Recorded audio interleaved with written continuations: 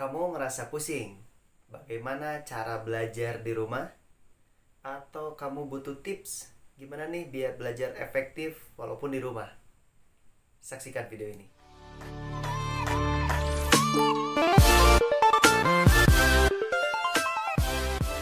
Halo, berjumpa lagi bersama saya Haris Suharian di channel Semanpat Pandeglang. Kali ini saya ingin mencoba membahas tentang bagaimana tips dan triknya untuk belajar di rumah. Karena kita ketahui saat ini corona sedang melanda dunia, termasuk Indonesia. Mau nggak mau, semua siswa-siswi harus belajar di rumah. Dan bagaimana untuk bisa tetap belajar di rumah tanpa menjadi halangan. Dan tentunya kita harus siap dengan proses pembelajaran daring atau secara online yang banyak sekali kendalanya, tapi itu semua harus kita hadapi karena yakinlah bahwa semua yang terjadi ini yang terbaik buat semuanya. Dan tentunya dengan proses pembelajaran daring juga banyak masalahnya yang bisa saja menurunkan prestasi kita. Jadi kita coba dengan tips dan trik ini agar semuanya bisa tetap fokus untuk bisa belajar tanpa menjadi alasan pandemi ini. Oke, untuk tips yang pertama adalah kalian mempersiapkan sebuah ruangan. Ruangannya tidak mesti baru, kalian bisa memanfaatkan gudang atau musola atau kamar kalian sendiri yang kalian rubah settingannya menjadi sebuah ruangan belajar yang menyenangkan. Meski tidak senyaman ruangan di sekolah atau di kelas, ada teman-teman, ada gurunya, tapi kalian coba ciptakan ruangannya yang nyaman. Nah, ini bertujuan agar kalian pada saat belajar nanti itu tidak terganggu oleh lalu lalang orang-orang yang ada di rumah kalian atau gangguan hal-hal lain yang nantinya dapat mengganggu konsentrasi kalian pada saat belajar. Oke, baik, untuk tips yang kedua adalah kalian memastikan ada koneksi internet yang stabil. Jika kalian menggunakan WiFi, tentunya ini akan memudahkan kalian, jaringannya lebih stabil. Dan jika tidak, kalian pilih providernya yang sinyalnya bagus di tempat kalian.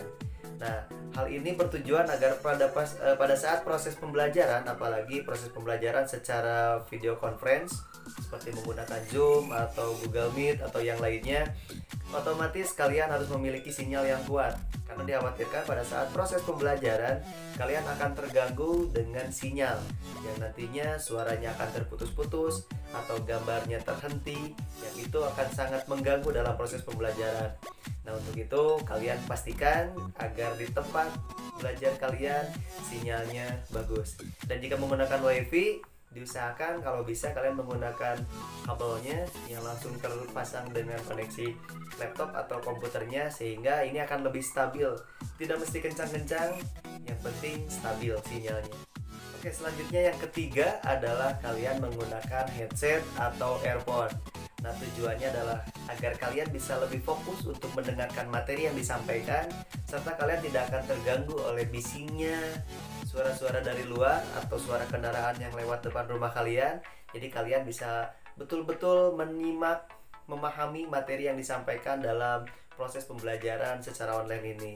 Jadi diusahakan kalian menggunakan headset atau menggunakan earphone sebagai alat bantu agar kalian tetap bisa fokus dalam proses belajarnya. Next, tips yang keempat adalah kalian menggunakan catatan. Jadi ketika materi sedang berlangsung, kalian tuliskan bagian-bagian terpenting dalam buku catatan kalian. Atau kalian bisa menggunakan screenshot apabila materinya dalam bentuk video, hal-hal penting atau ada tulisan-tulisan penting yang dianggap itu penting, kalian lakukan screenshot yang nantinya bisa kalian review kembali. Atau kalian melakukan screen record yang nantinya bisa diputar ulang pada saat proses pembelajaran berakhir.